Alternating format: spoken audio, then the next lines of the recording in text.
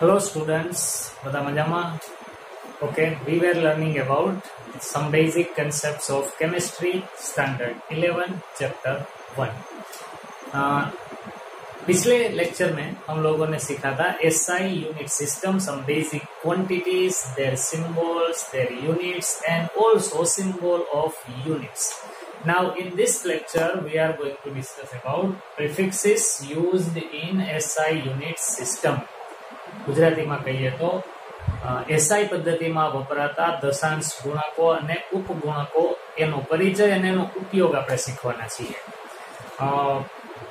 Mathematics એટલે કે આપણા ન્યુમેરિકલ જ્યાં જ્યાં કેમેસ્ટ્રીમાં ફિઝિક્સમાં આવશે ત્યાં બધે આ પ્રિફિક્સીસનો ઉપયોગ આપણે વારંવાર કરવો પડશે. એટલે બહુ જ પાયાની વસ્તુ છે અને આપણે શીખવી બહુ જ જરૂરી છે. દાખલાઓ ગણવા માટે, એકમોનું પરિવર્તન એકબીજામાં કરવા માટે આની જરૂર પડશે. ઓકે, તો આપણે આપણું કામ શરૂ કરી દઈએ. એની પહેલા જો તમે અત્યાર સુધી હજી આ ચેનલને સબસ્ક્રાઇબ ન કરી હોય તો પ્લીઝ એને સબસ્ક્રાઇબ કરો અને બેલ આઇકન પણ દબાવો કે જેથી તમને નોટિફિકેશન મળે જ્યારે વિડીયો અપલોડ થાય ત્યારે.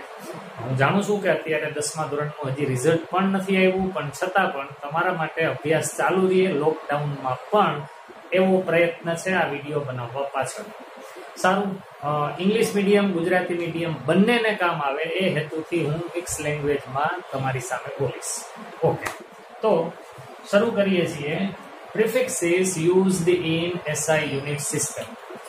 તો આપણે કેટલાક એવા પ્રિફિક્સીસની યાદી પહેલા બનાવી લઈએ, એની વેલ્યુ શું છે જાણી લઈએ અને પછી એનો ઉપયોગ કરતા શીખીએ. કેમ લખું છું એ ધ્યાનપૂર્વક જોજો. હું જે રીતે લખવાની શરૂઆત કરું છું એ યાદ રાખવા માટે કામ આવે છે. પેલા 3 શબ્દો લખું છું, ધ્યાનથી જોજો. પહેલો શબ્દ છે મિલી, બીજો લખું છું સેન્ટી, ત્રીજો લખું છું ડેસી. મિલી, સેન્ટી, ડેસી. These are 3 words which are used as prefixes. Suppose if somebody says milli, METRE, millimeter. So meter is the name of unit and milli is its prefix. Prefix means पूर्वक. पहले जो लिखा जाता है वो वर्ड को प्रीफिक्स कहा जाएगा. तो मीटर के पहले लिखा है हमने मिली, तो milli is prefix which is a पूर्वक. મીટર ની પહેલા મિલી આવી જાય તો એ મિલી નો કંઈક અર્થ છે. શું છે આપણે હવે સમજવાના છીએ. પણ પહેલા યાદી બનાવીએ છીએ. 3 શબ્દો લખ્યા પછી એક હું આવી જગ્યા કરું છું ખાલી બોક્સ. મિલી, સેન્ટી, ડેસી, પછી બોક્સ. એ બોક્સ આપણું ઘરનું છે. સાયન્સમાં ક્યાંય આવી ખાલી જગ્યા નથી આપી, ટેક્સ્ટ બુકમાં પણ ક્યાંય. પણ એ જગ્યાનો ઉપયોગ આપણે કરવો છે એટલા માટે મેં એ જગ્યા મૂકી છે. એ આપણું પોતાનું છે. સારું, મિલી, સેન્ટી, ડેસી, સ્ટોપ. પછી ડેકા, હેક્ટો, કિલો. મિલી, સેન્ટી, ડેસી, બોક્સ. Deca, hecto, kilo. મિલી, સેન્ટી, ડેસી, બોક્સ. Deca, hecto, kilo. હવે આ બધાનો મીનિંગ શું થાય એને આપણે સમજવું છે. અહીંથી શરૂઆત કરીએ. ડેસી. 1 ડેસી પાછળ જે વર્ડ લખેલો હોય એ મીટર હોય, એમ્પિયર હોય, કેલ્વિન હોય, જૂલ હોય, વોટ હોય, કાંઈ પણ હોઈ શકે. પણ ડેસી મીન્સ 10th પાર્ટ, 10મો ભાગ. એટલે હું આમ લખું 1 decimetre is equal to, deci means 10th part, એટલે 1/10 metre. Decimetre means 1/10 metre. And 1/10 is written like this, 10 to the power minus 1 meter. So this is, so 1 decimeter is equal to 10 raised to minus 1 meter. એટલે આપણે નામ લખશું 10 raised to minus 1. પછી અહીંયા હું લખું 1 ડેસી ampere, તો અહીં લખવું પડશે 10 raised to minus 1 ampere. Deci joule, 10 raised to minus 1 joule. પાછળનો શબ્દ તો એનો એ જ રહેશે. પ્રિફિક્સ ની વેલ્યુ શું છે આપણે જાણવું છે. ડેસી એટલે 10મો ભાગ. 10th part of a unit is known as deci. Now centi, so 1 centi પાછળ મીટર ભલે લખું is equal to 100th part of meter. તો centi means 100th part. આવું લખવું પડે. મીટર તો છે જ. 100th part એટલે આમ લખાય 10 raised to minus 2 meter. 1/10⁻², પણ એને ઉપર લખું તો પાવર માઇનસ કરીને લખવો પડે. એટલે અહીંયા આવશે 10⁻². તો મિલી એટલે 1000th પાર્ટ, તો હવે હું સીધે સીધું અહીં લખી દઉં 10⁻³ તો આના કરતા આ 10 ગણું નાનું, શબ્દો પર ધ્યાન દેજો, એના કરતા આ 10 ગણું નાનું, એટલે કે 10 ના ગુણાંકમાં કિંમત ઘટતી જાય છે. ચાલો હવે આને જુઓ, ડેકા, જેમ દેશીમાં મેં કીધું હતું ને 10મો ભાગ, એમ અહીંયા થશે 10 ગણું, 10 ટાઈમ્સ, એટલે હું આમ લખું 1 ડેકામીટર ઇઝ ઇક્વલ ટુ 10 મીટર, અને 10⁻1 તો કહી જ શકાય, કઈ પાવર હોય નહીં તો 1 છે એવું સમજવાનું. આને બરાબર આપણે આમ લખી શકશું 10⁻1. હેક્ટો મીન્સ 100 ગણું, 100 ટાઈમ્સ, તો એને આમ લખવું પડશે 10⁻². કિલો 1000 ટાઈમ્સ, 1000 ગણું, તો એને આપણે આમ લખવું પડશે 10⁻3. તો લ્યો અહીંયા 10⁻1 -2 -3, અહીંયા આવ્યું 1 2 અને 3. તો આ 6 ની વેલ્યુ બરાબર મગજમાં બેસી જાય તો હવે એના સિવાયના થોડાક આપણે જાણી લઈએ. સહેલું છે, અહીંયા પહેલા 1 નો ડિફરન્સ આવ્યો અને હવે 3 ના ડિફરન્સ વાળી વસ્તુ આપણે લખવાની થાય.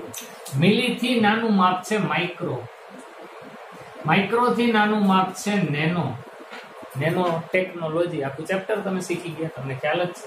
અને નેનો થી નાનું માપ છે પાઇકો.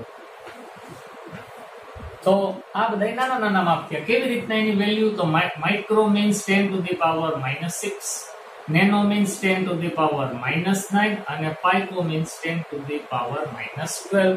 3 ના ડિફરન્સમાં ફેરફારો આવ્યા. એવી જ રીતના આમાં કિલો થી મોટું મેગા,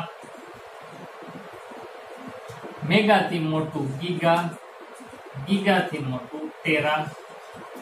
આ ટેરા થી મોટું હોય પેટા, પણ આપણે એની જરૂર નથી. એવી જ રીતના પાઇકો થી નાના પણ માપ હોય છે ફેમટો, પણ એની આપણે જરૂર નથી.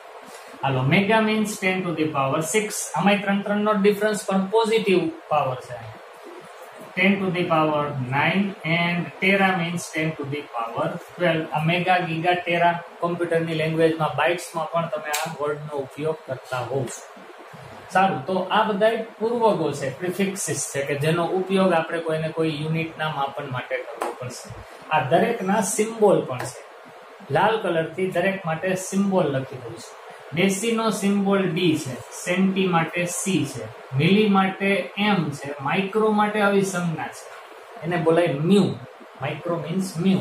નેનો માટેની સંજ્ઞા એન અને પાઇકો માટેની સંજ્ઞા સ્મોલ પી. આ બધા સ્મોલ લેટરમાં આવ્યા. હવે ડેસી માટે ડી લીધું છે, તો ડેકા માટે કંઈક લેવું પડશે, તો એના માટે ડી એ આવો સિમ્બોલ છે. ડી એ એટલે ડેકા. હેક્ટો માટે સિમ્પલી એચ, કિલોનું તો આપણે જાણીએ જ છીએ કે, પણ મેગા, ગીગા અને ટેરા એના માટે લેટર કેપિટલમાં લખવાનો. મેગા માટે કેપિટલ એમ, ગીગા માટે કેપિટલ જી, ટેરા માટે કેપિટલ ટી. આ બધા એના સિમ્બોલનો ઉપયોગ કરશો એટલે આપણે આખો વર્ડ લખવો ન પડે, કામ થોડું સહેલું બને. ચાલો, હવે આને જોઈને હું જે બોલું છું એને બરાબર ધ્યાનથી મગજમાં બેસાડો, પૂરું ધ્યાન અહીંયા. હવે હું એમ બોલું કે 1 સેન્ટીમીટર બરાબર કેટલા મીટર? તમે કહેશો 10⁻⁻² મીટર. પાછું બોલું, હવે થોડું ફેરફાર કરીને બોલું છું. 1 સેન્ટી એમ્પિયર બરાબર કેટલા એમ્પિયર? 10⁻⁻² એમ્પિયર. બીજું બોલું, 1 કિલો જૂલ બરાબર કેટલા જૂલ? 10⁻+3 જૂલ. હજી એક બોલીએ, 1 મેગા જૂલ બરાબર કેટલા જૂલ? 10⁻6 જૂલ. તો આ રીતના આ બધી વસ્તુ તો બોલી શકાય. હવે એનું ઊંધું વિચારીએ. તમારા જાણીતાથી શરૂ કરીએ, જે તમે 10th સ્ટાન્ડર્ડમાં શીખાતા. આમ લખાય 1 નેનોમીટર ઇઝ ઇક્વલ ટુ, તમે કહી શકશો 10⁻⁹ મીટર. આવું થાય. પણ હવે હું આનું ઊંધું પૂછું કે 1 metre is equal to how much nanometre? તો સાવ સહેલું, 1 નેનોમીટર ના મીટર કેટલા? તો કે 10⁻⁹. પણ મીટરના નેનોમીટર પૂછીએ તો પાવર ઓપોઝિટ થઈ જાય, પ્લસ લખવાનું, એટલે આવું થાય 10⁹ નેનોમીટર. એટલે તમે આ જે યાદ રાખેલું છે એનાથી ઉલટું જો પૂછે તો જે ઘાત છે ને એની નિશાની બદલી નાખવાની. સિમ્પલ. 1 નેનોમીટર ના મીટર કેટલા? તો કે 10⁻⁹. પણ કોઈ એમ પૂછે કે મીટર ના નેનોમીટર કેટલા? તો 10⁹. ચાલો બીજી એકાદી પ્રેક્ટિસ કરીએ એટલે ખ્યાલ આવી જાય. 1 સેન્ટીમીટર બરાબર કેટલા મીટર? તો કે 10⁻² મીટર. પણ હવે હું ઊંધું પૂછું, 1 metre how much centimeter? Then the answer will be power બદલી નાખવાનો 10⁻² મીટર. તો તમે ગમે એમાં એપ્લાય કરી શકવા જોઈએ. હવે આનું એકબીજામાં રૂપાંતર કરવાની પહેલા તો કાયદેસરની ટેકનિક શીખીએ અને પછી આ બોક્સ શું કામ કર્યું છે એનું પણ કારણ તમને બતાવીશ. એટલે આનું રૂપાંતર બે રીતે આપણે કરતા શીખશું. એક કાયદેસરની પદ્ધતિ અને બીજી ક્વિક મેથડ કે જેનો ઉપયોગ આપણે એક્ઝામમાં કરતા રહેશું. સારું, તો ઉદાહરણ લઈએ છીએ. પહેલા માની લો કે આપણને કોઈ એમ પૂછે કે 1 કિલો જૂલ બરાબર કેટલા માઇક્રો જૂલ. આવું પૂછે, 1 કિલો જૂલના કેટલા માઇક્રો જૂલ થાય. આપણી પાસે આ જ વસ્તુ છે, કિલો અહીંયા છે અને માઇક્રો અહીંયા લખેલું છે. 1 કિલો જૂલના કેટલા માઇક્રો જૂલ થાય એવું મારે ફાઇન્ડ આઉટ કરવું છે. તો આ જે વચ્ચેનું બોક્સ છે ને, ત્યાં તમે કોઈ પણ એકમ યુનિટ લઈ શકો. હજી હમણાં એની વાત નથી કરવી. ચાલો પહેલા આપણે એમ કરી નાખીએ કે કિલો જૂલને બદલે હું પહેલા મીટર લઈને સમજાવું એટલે તમને થોડું સહેલું પડે. જૂલ નથી રાખતા, આપણે મીટર જ રાખીએ એટલે તમારા માટે પહેલા જાણીતું લાગે, પછી આપણે જૂલની વાત કરીશું. 1 કિલોમીટર બરાબર કેટલા માઇક્રોમીટર એવો ક્વેશ્ચન છે. હવે એને આપણે સોલ્વ કરવો છે. કઈ રીતે? ધ્યાન દેજો. પહેલા કિલોમીટરને મીટરમાં ફેરવતા તો આવડતું જ હોય, કારણ કે અહીં સીધું લખેલું જ છે 1 કિલોમીટર બરાબર કેટલા મીટર થશે? 10⁻³ મીટર. હું પહેલા એ લખેલું કે 1 કિલોમીટર બરાબર 10⁻³ મીટર. પણ મારે મીટર નથી જોતા, મારે તો કન્વર્ઝન કરવું છે કેમાં? માઇક્રોમીટરમાં. એટલે ખાલી મીટર નથી જોતા, મારે તો માઇક્રો પણ જોઈએ છે. તો કાંઈ વાંધો નહીં, મીટર તો આવી ગયા. હવે મારે શું લઈ આવવાનું? માઇક્રો. તો મીટરના માઇક્રોમીટર કરવા હોય તો પાછું અહીં જોવાનું. માઇક્રોમીટરના મીટર કરવા હોય તો 10⁻⁻6. પણ ઊંધું, મીટરના માઇક્રોમીટર લખવા હોય તો 10⁻+6. તો હવે મારે આમ કરવું પડે. આ તો એમને રહેશે જ, પણ આ મીટરને બદલે જો હું માઇક્રોમીટર લખું તો મારે આવું લખવું પડે. માઇક્રોમીટરના મીટર 10⁻⁻6 થતા હતા, પણ મીટરના હવે હું માઇક્રોમીટર કરું તો 10⁻+6. અને હવે હું અહીંયા માઇક્રોમીટર લખી લઉં. આવું લખી લઉં એટલે મારું કામ થઈ ગયું. બેઝ સેમ છે. That means power must be added. So 10⁻³ + 6, 9 micrometer. So this is our answer. 1 kilometer is equal to 10⁻⁹ micrometer. એક દાખલો થયો. આ કાયદેસરની મેથડ હતી. પહેલી વાર શીખીએ ત્યારે આમ જ શીખવાનું, કાયદેસરની પદ્ધતિથી. પછી હમણાં તમને શોર્ટ ટ્રીક બતાવું એમ. તો આ એક લખ્યું, હજી એક આપણે પ્રેક્ટિસ કરીએ, પછી તમે એને વિડીયો પોઝ કરીને લખી લેજો. અત્યારે હજી સમજવામાં ધ્યાન આપો. હવે માની લો કે આપણે એવું કરીએ કે 1 મિલી માટેનો સિમ્બોલ તો સામાન્ય એમ જ છે. 1 મિલી એમ્પિયર એવું રાખીએ બરાબર કેટલા? આપણે રાખીએ મેગા એમ્પિયર. આવું કરવું છે. 1 મિલી એમ્પિયર ના કેટલા મેગા એમ્પિયર થાય એવું ગોતવું છે. તો પહેલા એવું કરવાનું કે મિલી એમ્પિયર ને એમ્પિયરમાં કન્વર્ટ કરી નાખવાના, કારણ કે એનો તો સીધો અર્થ આપણને ખબર જ છે. આ 1 મિલી એમ્પિયર લખીએ અહીંયા તો કેટલા એમ્પિયર થશે? 10⁻³ એમ્પિયર. તો પહેલા એવું લખીએ 1 મિલી એમ્પિયર બરાબર 10⁻³ એમ્પિયર. પણ મારે એમ્પિયર નથી જોતા, મારે શું જોઈએ છે? Mega ampere. તો હવે મેગા ઉપર ધ્યાન દેવાનું. 1 મેગા એમ્પિયર ના આટલા એમ્પિયર થાત, પણ આપણે તો એમ્પિયર ના મેગા એમ્પિયર કરવા છે. આ એમ્પિયર ના મેગા એમ્પિયર કરવા છે. તમે જ કયો જી 1 એમ્પિયર ના કેટલા મેગા એમ્પિયર થશે? 10⁻⁻6. તો અહીં મારે આમ લખવું પડશે, આ એમને, અને અહીંયા લખું 10⁻⁻6. અને હવે હું લખી શકું મેગા એમ્પિયર. ચાલો, તો અહીંયા બેઝ આધાર સરખો છે, ઘાતાંકનો સરવાળો 10⁻⁻9 મેગા એમ્પિયર. આ 1 મિલી એમ્પિયર બરાબર આટલું થાય. તો અહીંયા બે એક્ઝામ્પલ તમારી સામે મેં લખેલા છે. વિડીયો પોઝ કરી અને બરાબર એક વખત તમે ખાલી લખો એમ નહીં, મેં જેમ સમજાવીને ગણાવ્યું છે એમ તમને સમજાવીને ગણો.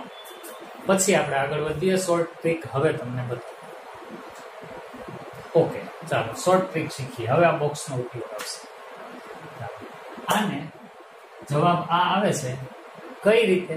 વગર ગણતરીએ એમને થઈ જાય. જો સમજો, શું કીધું છે? કિલોમીટર ને કેમાં ફેરવવાના? માઇક્રોમીટર. કિલો ને માઇક્રો. તો પેલા આપણા ચાર્ટમાં કિલો ક્યાં છે ને એ ગોતવા. કિલો ક્યાં ગયું? તો ક્યાં ગયું? અને માઇક્રો ક્યાં છે? તો ક્યાં છે? કિલો માંથી આપણે કરવાનું છે માઇક્રો. કિલો માંથી માઇક્રો સુધી પહોંચવાનું. અહીંયા જોતું જવાનું, સ્ટેપ ગણતા જવાના. કેટલા આંકડાનો ડિફરન્સ છે એ ગણવાનો. હવે જુઓ તો અહીંયા -10⁻1 છે, અહીં 10⁻−1 છે. તો આ બોક્સમાં શું હોવું જોઈએ? 10⁻0. તો અમે સિક્વન્સમાં જ ગોઠવેલું છે. આમ કરો ને, 3 કરતા 1 ઓછું એટલે 2, 2 કરતા 1 ઓછું એટલે 1, 1 કરતા 1 ઓછું એટલે 0. અને 10⁻0 મીન્સ તો 1 થાય. 1 તો ગમે એની હારે ગુણો કે ના ગુણો, તટસ્થ સંખ્યા છે. ગુણાકાર માટેની તટસ્થ સંખ્યા 1 છે.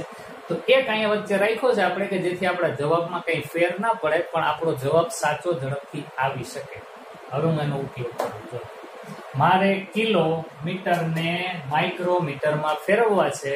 તો આ ચાર્ટમાં કિલો થી માઇક્રો સુધી મારે પહોંચવાનું અને સ્ટેપ ગણવાના.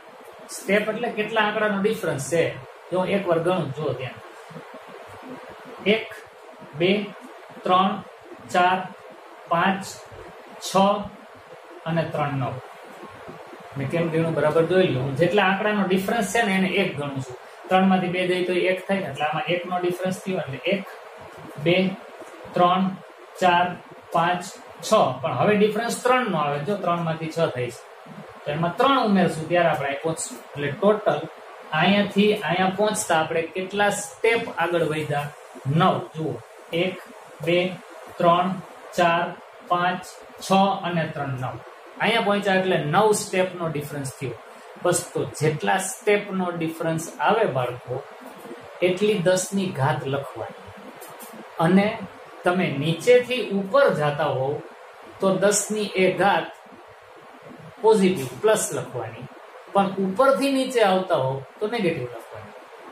તો 1 કિલોમીટર ના માઇક્રોમીટર કેટલા? તો કે જેટલા સ્ટેપ ઉપર ગયા એટલી 10 ની ઘાત. આપણે 9 સ્ટેપ ઉપર ગયા તો 10⁻9 અને ઉપર ગયા છીએ એટલે +9 જવાબ આવી ગયો.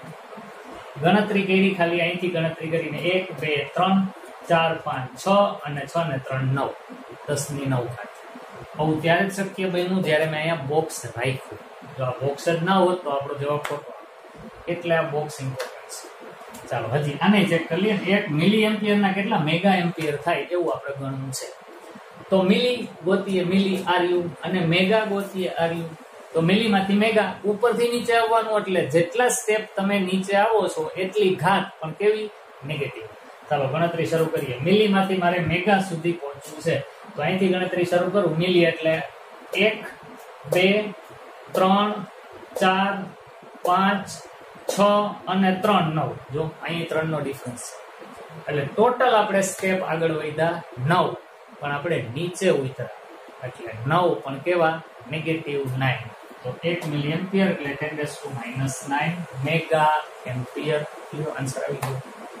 તો આ રીતના મેથડ વગર પણ સીધો ચાર્ટને જોઈને તમે કન્વર્ઝન કરી શકો. એના માટે ચાર્ટ બરાબર આપણને તૈયાર યાદ રહેલો હોવો જોઈએ. એ હોય એટલે આપણું કામ થઈ જાય.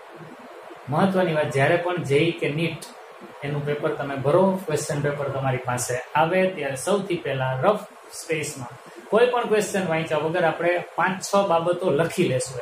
એમાંની પહેલી વસ્તુ આખો દશાંશ ગુણકો અને ઉપગુણકોનું લિસ્ટ ત્યાં ક્યાંક લખી રાખવાનું, કે જેથી કન્વર્ઝન આપણે ઇઝીલી કરી શકીએ ભૂલ વગર. હજી 2-3 એક્ઝામ્પલ લઈએ, પછી 1-2 તમને હોમવર્કમાં પણ આપીશ. સારું, તો ગણતરી કરીએ પાછી. આને જવા દઉં છું. હવે માની લો કે આપણને એવું કહેવામાં આવે, થોડો ફેરફાર સાથે લખીએ હવે કે 25 ગીગા જૂલ બરાબર કેટલા સેન્ટી જૂલ. ભલે ને ગમે કે અહીંયા 25 લખ્યા છે તો એ તો આંકડો અહીંયા રહેશે જ. 25 ગીગા જૂલના કેટલા સેન્ટી જૂલ? તો આ 25 તો અહીંયા લેવાના જ, પણ એ સિવાય આપણે જે પ્રોસીજર કરતા હતા એ કરવાની. હાલો તો સૌથી પહેલા હું આ તો લખી જ નાખું, 25 તો એઝ ઇટ ઇઝ લખી જ નાખવાના, પણ સેન્ટી કરવાના છે કેમાંથી? ગીગામાંથી. હાલો તો અહીંથી ગણતરી શરૂ કરીએ. તમે પણ વિડીયો પોઝ કરીને તમારી મેળે ટ્રાય કરી શકો.